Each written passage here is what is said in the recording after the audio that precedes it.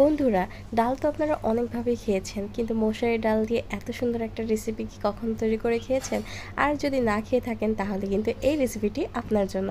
আজকে আমি বাসায় তৈরি করেছি, একটু বেশি পরিসরে তৈরি করেছি আর একটু শর্টকাটে আপনাদের জন্য ভিডিও করেছি। তো আশা করি রেসিপিটি আপনারা পেলে কিন্তু খুবই খুশি হবেন আর অনেক উপকৃত হবেন। তো রেসিপির শুরুতেই আমি এখানে তেলের মধ্যে রসুন, পেঁয়াজ, জিরা, তারপরে তেজপাতা, গরম মশলা, আস্ত গরম মশলা আর হচ্ছে গিয়ে একটু শুকনো মরিচ দিয়ে দিলাম।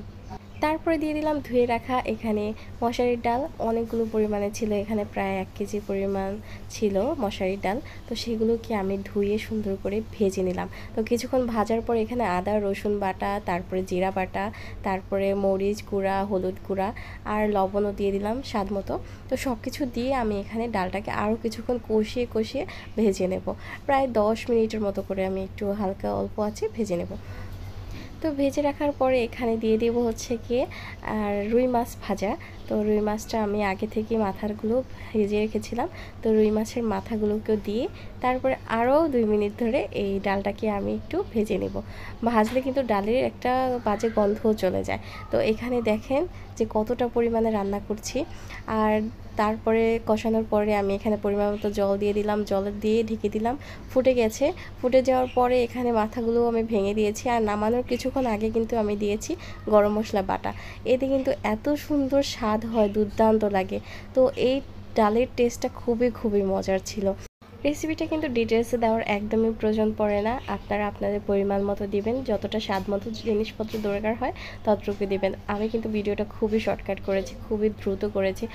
কারণ হচ্ছে গিয়ে আমার বাসায় অনুষ্ঠান ছিল, যার ফলে কিন্তু আমি অত ডিটেলসে ভিডিও করতে পারিনি। যতটুকু করেছি আশা করি আপনারা বুঝতে পেরেছেন কীভাবে করে রান্না করবেন।